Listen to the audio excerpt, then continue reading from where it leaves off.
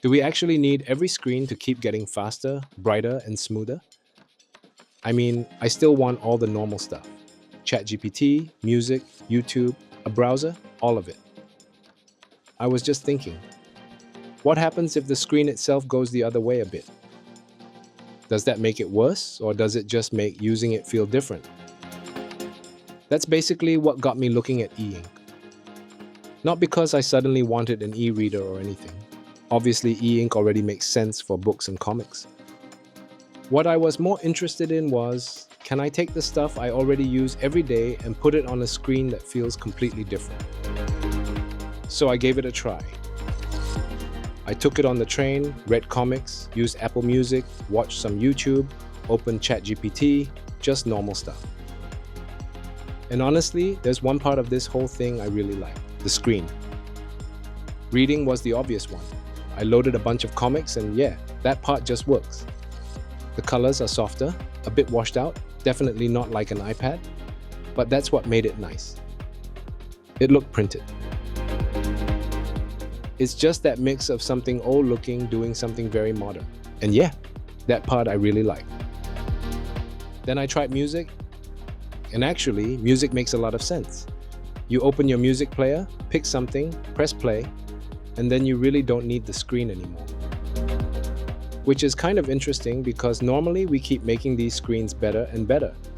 But for something like music, once you've picked what you want, you just listen.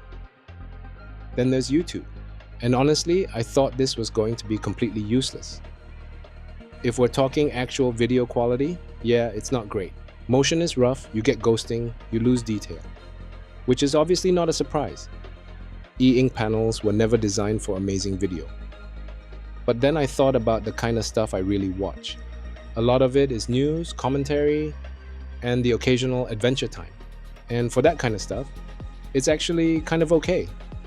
Not perfect, just good enough. And funny enough, because video isn't super smooth and scrolling isn't amazing, I didn't really feel like sitting there flicking through heaps of stuff. As far as I can tell, e-ink sucks at doom scrolling, which may be a good thing for some.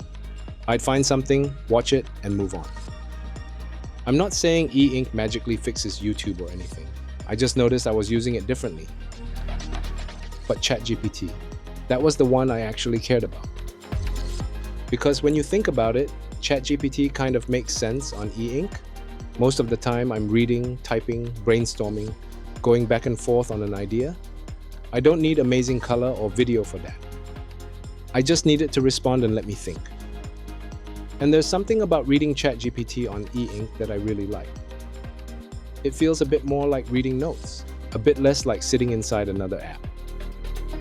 And I think that's where this whole idea started making more sense to me. Because I'm not really taking technology away. I'm still using ChatGPT. I'm still watching YouTube. I'm still listening to music. I'm still online. It's all still there. It's just giving you enough of everything. It's not bombarding you with lights and pixels. If that makes sense. And I think that's the part I'm interested in. We spend so much time trying to make screens faster, brighter, smoother, more colorful, and obviously there are good reasons for that. But what happens when you deliberately give some of that up? Does everything just get worse?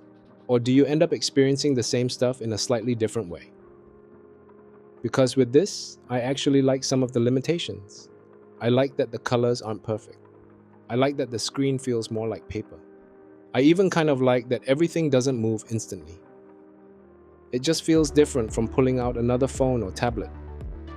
But here's the catch. The actual device you use will make a difference. And the one I tested is the Books Go Color 7 Gen 2. Unlike Kobos or Kindles, this is basically an e-reader with full Android. And I didn't really want to make this a books review because I don't think that's the interesting part. It just happened to be the device I decided to test my idea with. And as an e-reader, honestly, I like it. Reading feels good. I really like the paper-like look.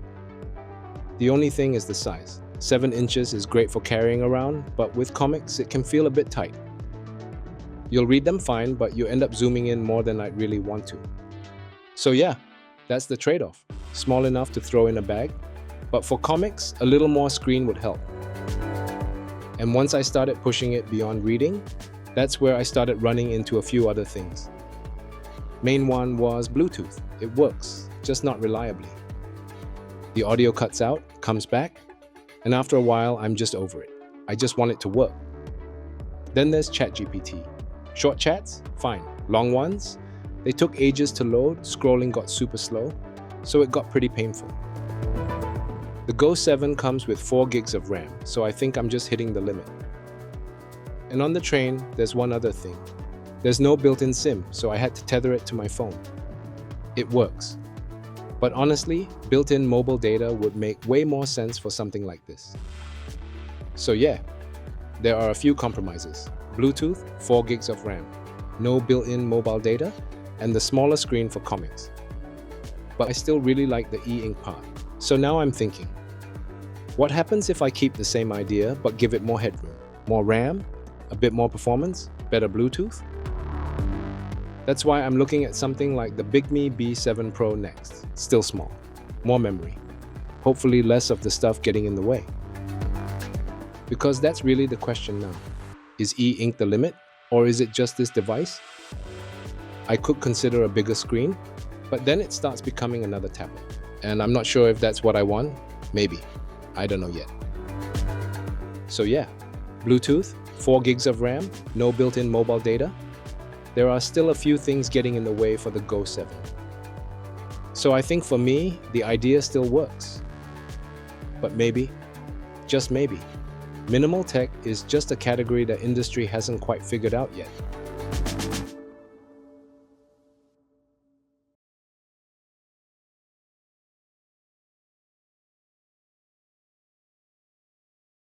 Imagine walking outside one morning and realizing the sky has changed. The sun is there, where it has always been, but beside it hangs a second blazing star.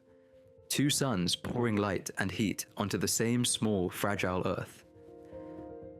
Would this be a paradise of endless daylight and warmth, or a slow, careful destruction of everything that makes our planet feel like home?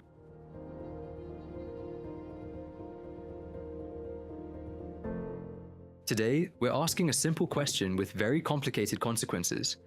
What if Earth had 2 suns? First, we need to be clear about what we mean. We're not just putting a second sun randomly in the sky.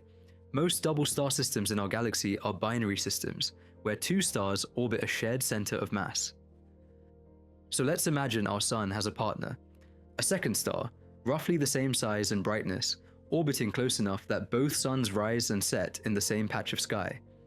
Earth orbits around both of them together, like a planet in a cosmic dance between 2 fireballs.